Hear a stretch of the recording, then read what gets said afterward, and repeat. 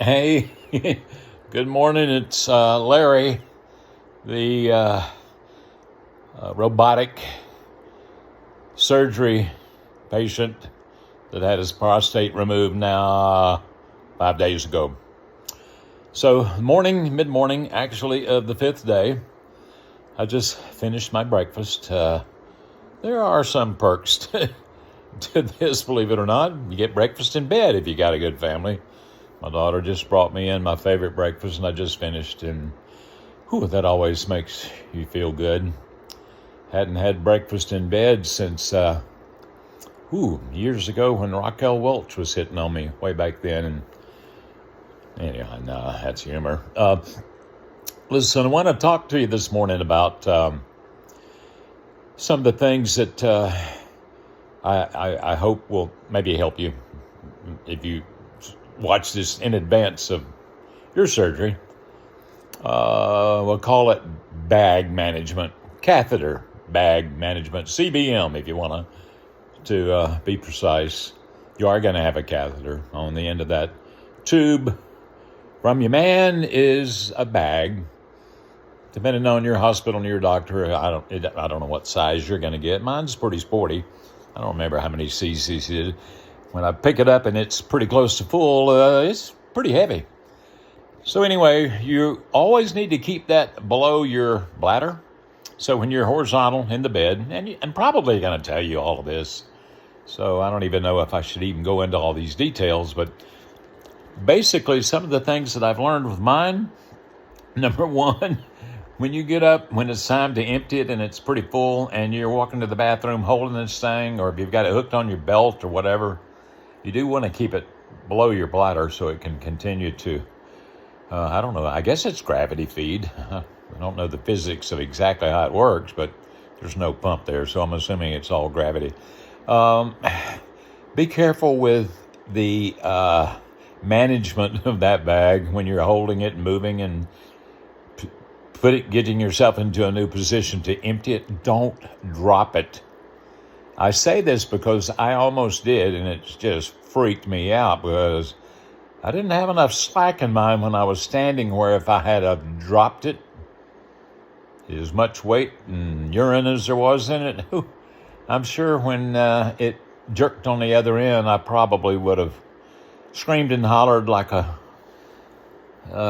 teenager in her first haunted house experience. So just be careful with that. It doesn't take but one little slip to kind of ruin your morning, possibly your day.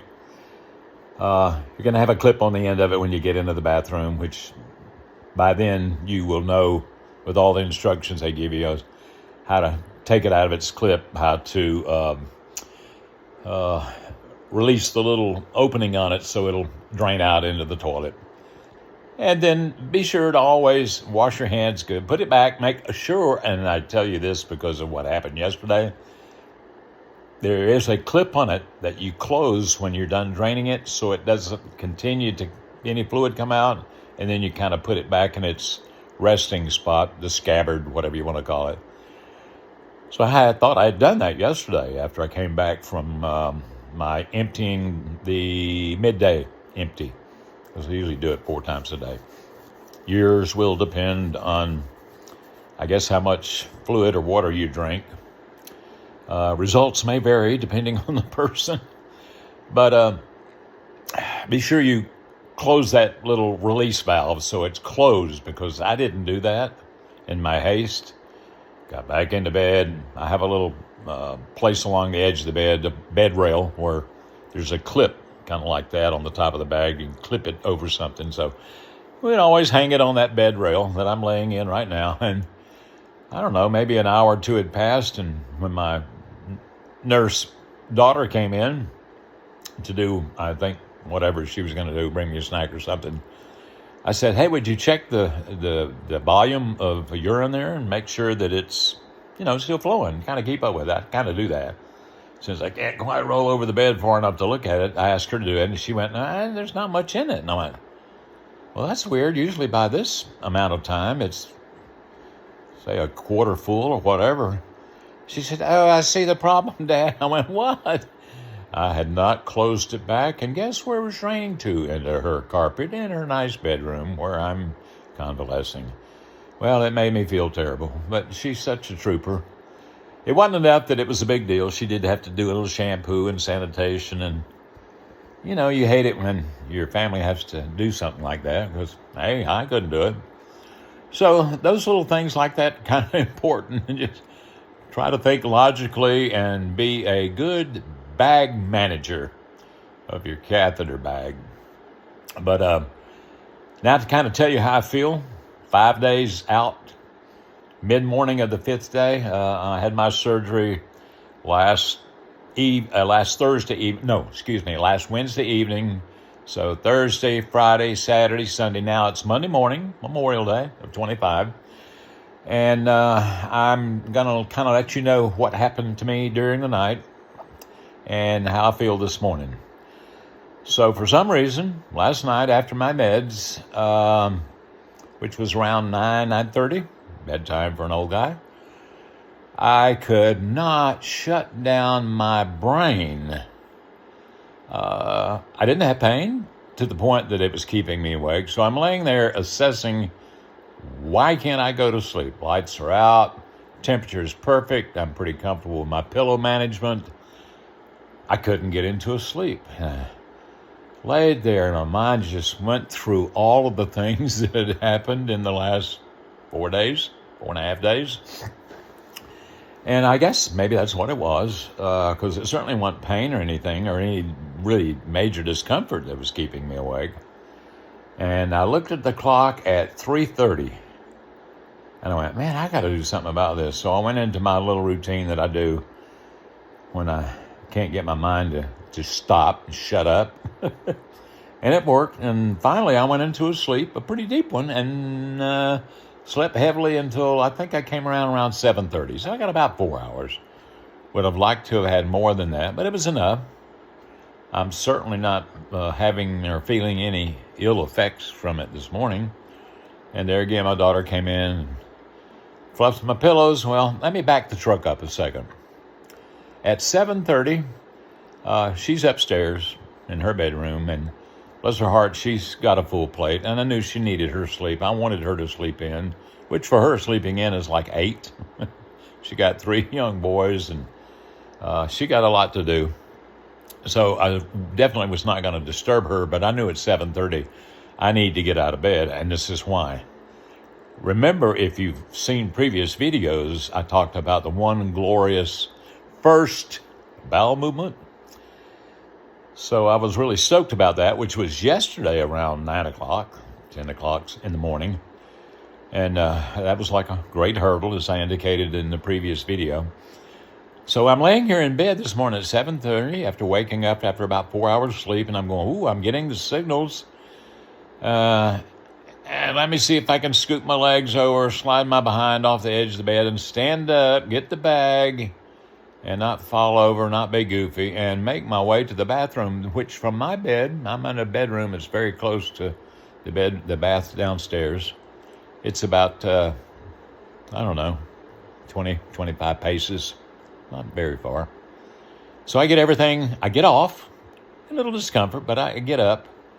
I get my bag, unhook it from the bed rail, and I scoot myself along the end of the bed, through the door, out to the hallway to the bathroom.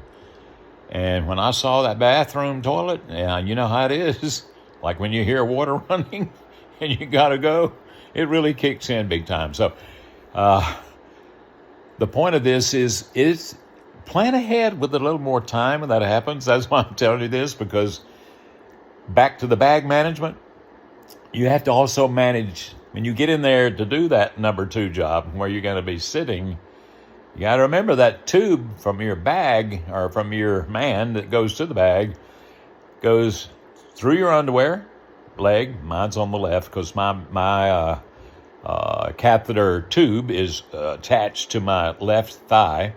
They kind of put some Velcro and cinch it up there so it stays put. And then it just kind of hangs down from there to the bag, which is about, I'm going to say 4 feet, maybe 3 feet. I don't know. It's long enough that you've got room to move it around without it jerking and pulling to keep slack in it. So anyway, back to my story. Sometimes I get long-winded with my stories. Bear with me.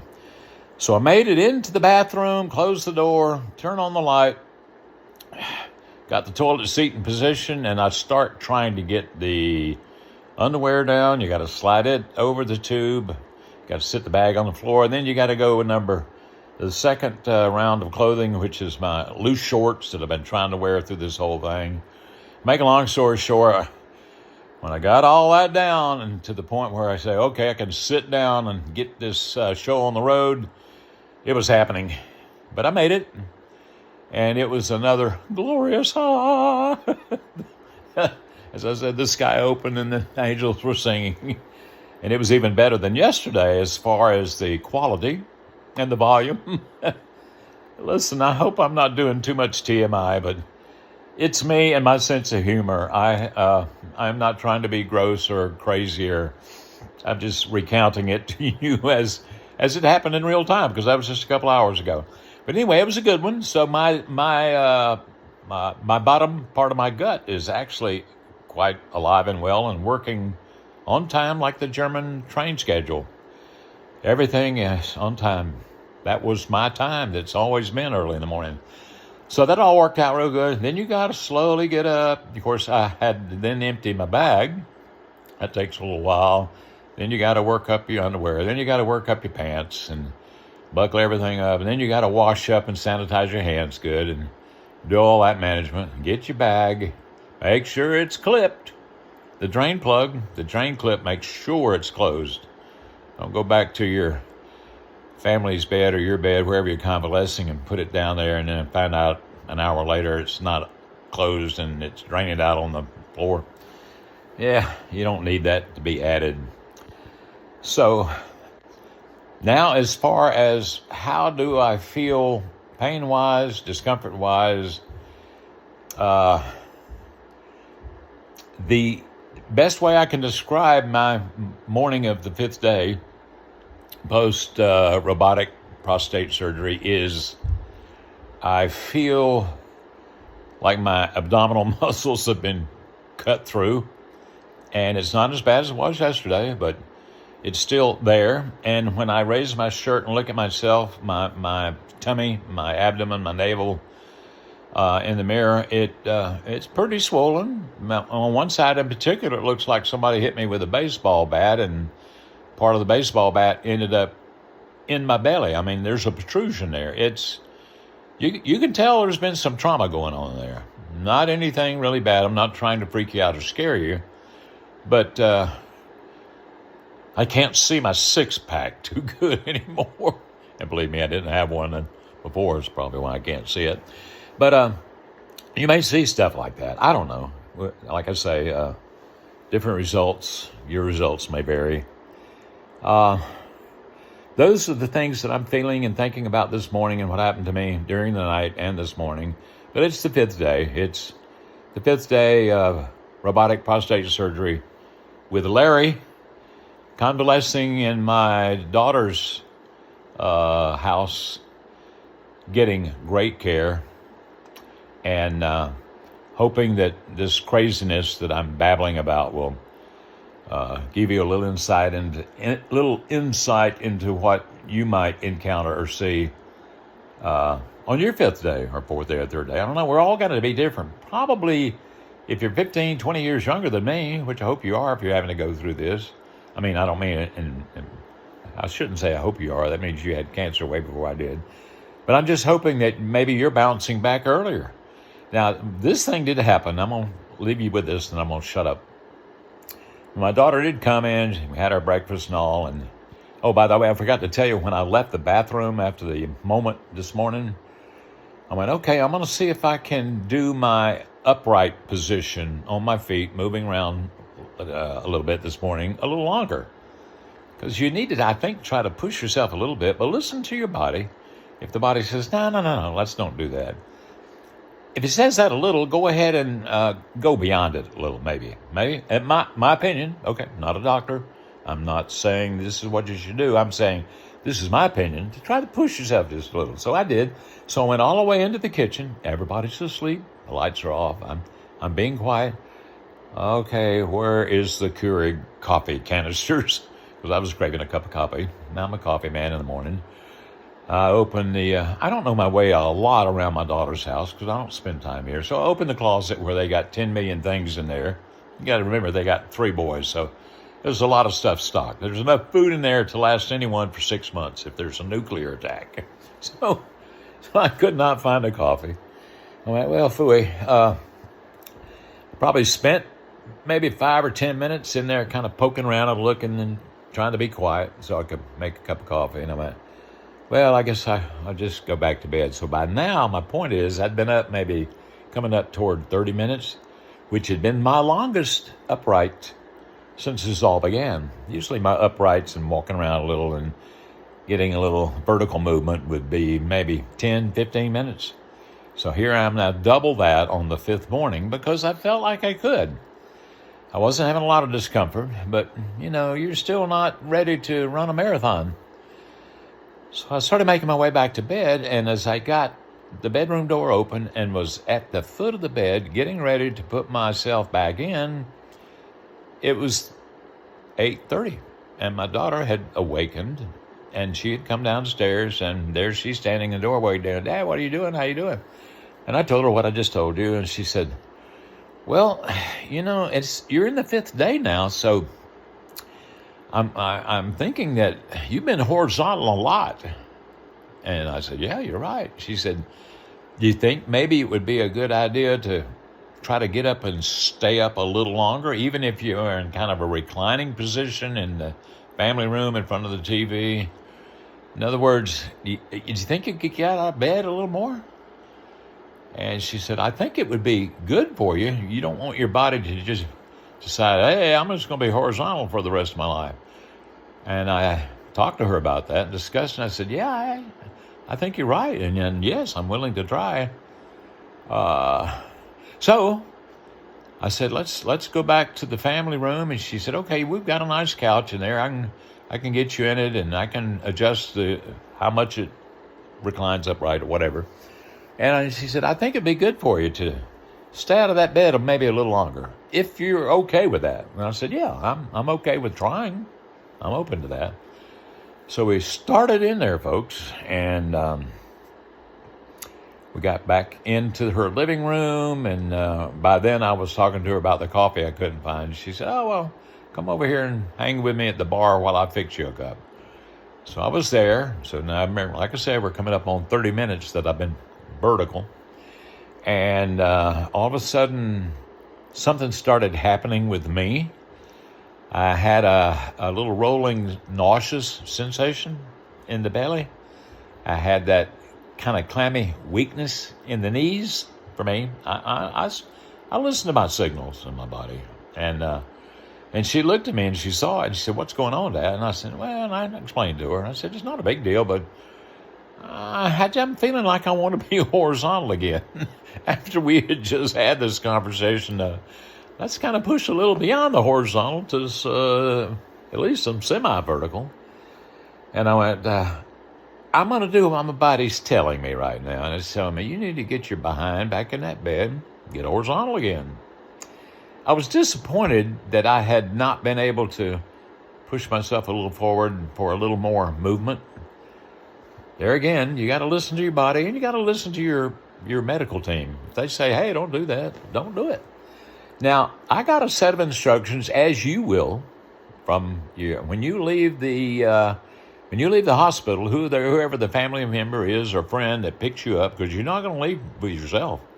They will not even admit you into the OR until they know that there's a person there that's going to collect you when it's all over and take you to wherever you're going to go. Because you're not on your own at that point. You can't do it. So they send that person, when they meet with them, usually the doctor will come out and talk to them. They will give that person 4, 5, 6 sheets of instructions, which includes all the meds that you're supposed to be taking, the regimen of meds, the hours that you're taking, how many you're taking. Mine tended to, and it's good. It's got a lot of information in the do's and don'ts. The first couple of days, I didn't even want to look at it. I didn't want. I'm here. My son is awesome. He had me the first 2 or 3 days, and he read it. He knew what to do. He collected the meds. He dispensed them at the right time. And he was my nurse son. So my set of instructions, yours may be totally different, was pretty much generic printout that could cover a lot of different kind of patients' surgery. Now, what I'm saying here is it was not real specific to prostate surgery, okay? It wasn't even real specific to robotic prostatectomy surgery. But it had all the information in there about my meds, when to get them, some do's and don'ts, some stuff about the bag and so forth. But it, like I said, pretty generic. Because as I read it, which I did some this morning, and my daughter was standing there watching me read it when I said, I got to get back to bed. She said, yeah, what about this? Did it put a bandage on you? Because it actually mentioned something about a bandage and the wound management of the bandage. Oh, I got no bandage. So yours may be that too. So just read and use what is that pertains to you and your surgery. But it usually is all there, what to do, what not to do. I just read, and they told me either this morning or, and I think it was yesterday, Dad, for 6 weeks, you can't pick up anything over 10 pounds. Now, for a man like me who's very active, hey, listen, I'm building a barn with my own hands. Not contracted. Right down to pouring the concrete, putting up the trusses, putting the metal siding on, finishing it up inside. I've been working on it now I'm into my 4th year because I am doing it all myself and I'm paying as I go. That I'm just the kind of person I am. I like to get out and do stuff. I'm a project guy, So for me, when they say for 6 weeks, you can't pick up anything over 10 pounds, I'm going, you got to be kidding. So, but I got to deal with that. I got to do it. I'm not going to whine about it. It's all part of the thing you got to do. So I'll do that. And you just remember, you do that. Don't get frustrated by it. Your results may vary. If you're 20 years younger than me, you might get a different set of instructions or whatever. Different hospital, different doctors, different team. You may get different instructions. I don't know, but take out what fits for you in those instructions. Abide by them. Don't get upset by them. And just do what they tell you to do. And listen to your body. If you're up maybe like I was 30 minutes mid-morning of the 5th day, and all of a sudden some weird things started happening where your body is saying, no. But maybe the instructions was encouraging something else. Here again, just my opinion. I'm not a doctor. I'm not putting out what you should do. I'm just telling you, think about that, but do listen to your body. If you need to call your healthcare team and say, hey, this happened, should I push through it and walk more or whatever, do whatever they tell you. They know. They're professionals. So, bottom line of my recovery period, 5th day, I'm better today than I was yesterday. And I firmly believe on your 5th day, you'll be better than you were the 4th day. Unless you screw up and drop your bag and do something stupid or whatever. It's a process. My favorite saying is, and I use it all the time in building this barn dominium that I dove into at the age of 75, 74. Must not have been thinking clearly, and I don't even drink. But little did I know it was going to take this long and be this intense. But hey, I can see the light at the end of the tunnel. So do whatever your body says you think you should do within reason. And every day I think will get better. You'll get better. You'll get stronger. And you will actually find, if you get into the process of this whole thing, with me it hit about the 3rd day. Wow, I'm dealing with stuff I didn't think I'd be able to deal with. You'll get accustomed to it. The human body and spirit is able to adapt. I like that word, adapt. And you will adapt to the new things that you've got to adapt to. Lean into it. Say hello to it. Do it. Even laugh with it. do whatever you got to do to keep a good, positive mental attitude the best you can. And like I was about to say earlier, when I got a little sidetracked, is when I'm building my barn and I look back at what I've done on videos and pictures and stuff, and then I look at what I know that's still ahead of me that has not been done yet. I begin this right here that I say on a daily basis, sometimes 50 times a day, because I work alone most of the time and I talk to myself a lot, and I go, it's a process, and I'm processing, as is the recovery from prostate surgery. The recovery is a process. Remind yourself of that and say to yourself, in this process today, for me today, 5th day, I'm processing. And the process will be okay. I'm going to be okay. And I'm coming to keep sharing with you these thoughts. You may take some of them. You may say, you're a crazy man.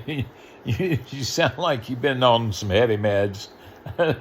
I am probably a crazy man, but no, I'm not on the heavy meds. And I'm not, this is not anything beyond just my feelings talking. There are no chemicals talking here. It's me. It's from the heart. And it's just as truthful as clear rain on a clear, beautiful day. So thank you for watching. And tomorrow will be day 6. I might do an update this afternoon if something exciting happens in a good way, or I guess even in a bad way. I'll share it with you. But for now, this is Larry. 5 days post-surgery, robotic, radical prostatectomy. I hate they put that radical name in there. But I guess it is. Hey, when they cut you open and reach in there and get stuff, it's pretty radical. But there again, the body is an amazing machine, and it knows how to recover. Help it recover. Keep your mind good. God bless you. I'll talk to you again later. Bye.